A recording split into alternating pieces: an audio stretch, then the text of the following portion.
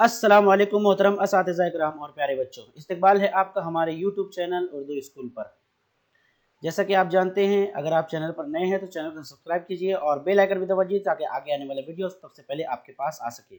आज का जो सबक है वो जमात हश्तुम, मजमून तारीख शहरियत और सबक नंबर 8 सिविल नाफरमानी तहरीक। इस सबक के सवाल जवाब आज हम देखने वाले। नंबर 1, सही मुतबादिल का इंतखाब करके बयानात को दोबारा लिखिए। नंबर 1, लंदन में डैश ने गोलमेज कॉन्फ्रेंस का इनेकाद किया। जवाब है Ramsay MacDonald. Number 2, Khan Abdul Ghaffar Khan ने डैश तंजीम का बुनियाद डाली। खुदाई खिदमतगार।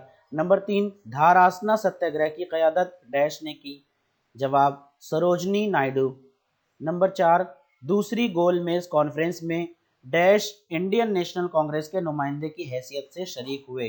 जवाब है महात्मा। नंबर 2, दर्ज झेल बयानात वजूहात के साथ वाज़े कीजिए। बयान नंबर 1 है, चंद्र सिंह ठाकुर को फौजी अदालत ने सख्त सजा सुनाई। जवाब, खान अब्दुल गफ्फार खान की क़यादत में पेशावर में सत्याग्रह शुरू हुई। इसे दबाने के लिए हुकूमत ने गढ़वाल फौजी दस्ते को गोली चलाने का हुक्म दिया, लेकिन गढ़वाल दस्ते के अफसर चंद्र सिंह ठाकुर ने गोली चलाने से इनकार कर दिया, इसलिए उन्हें फौजी अदालत ने सख्त। नंबर 2, हुकूमत ने सोलापुर में मार्शल लॉ नाफिज किया। इसकी वजह थी सन 1930 को सोलापुर में मिल मजदूरों ने हड़ताल कर दी। इस सिलसिले में एक बड़ा जुलूस निकाला गया। उस वक्त के कलेक्टर ने जुलूस पर गोली चलाने का हुक्म दिया, जिसमें कई सत्याग्रही शहीद हो गए। गुस्से में आकर अवाम ने पुलिस स्टेशन, रेलवे स्टेशन, अदालतों और म्यूनिसिपल इमारतों पर हमले किए, इसलिए हुकूमत ने सोलापुर में मार्शल लॉ नाफिज किया। नंबर 3, पहली गोलमेज कॉन्फ्रेंस नाकाम रही। जवाब, इसकी वजह है पहली गोलमेज कॉन्फ्रेंस में मुख्तलिफ सियासी जमातों और देसी रियासतों के नुमाइंदे मौजूद थे।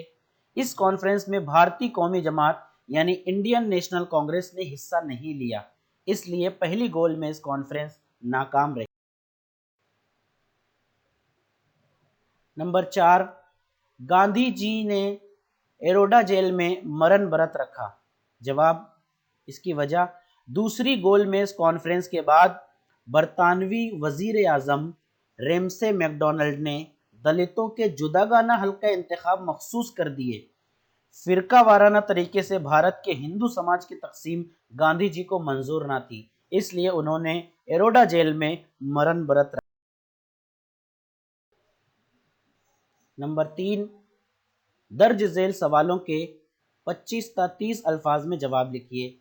नंबर 1, गांधी जी ने नमक का कानून तोड़कर पूरे मुल्क में सत्याग्रह करने का फैसला क्यों किया? इसका जवाब है, नमक आम इंसान की ग़िज़ा का एक अहम जुज़ है। नमक पर अंग्रेज का गैर मुनासिब टैक्स गांधी जी को मंजूर ना था। उन्होंने नमक पर अंग्रेजों की अजारादारी खत्म करने का मुतालबा किया, जिसे अंग्रेजों ने ठुकरा दिया, इसलिए गांधी जी ने नमक का कानून तोड़कर पूरे मुल्क में सत्याग्रह करने का फैसला। और नंबर 2, इंडियन नेशनल कांग्रेस ने सिविल नाफरमानी तहरीक क्यों मुलतवी कर दी?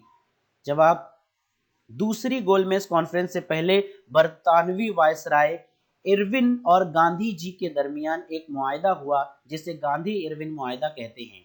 इस मुआहदे में भारत की तरफ से दस्तूर के मुतालिक जो जिम्मेदार हुकूमत की तजवीज़ पेश की गई थी, उसे कबूल करने का वादा किया गया, इसलिए इंडियन नेशनल कांग्रेस ने सिविल नाफरमानी तहरीक।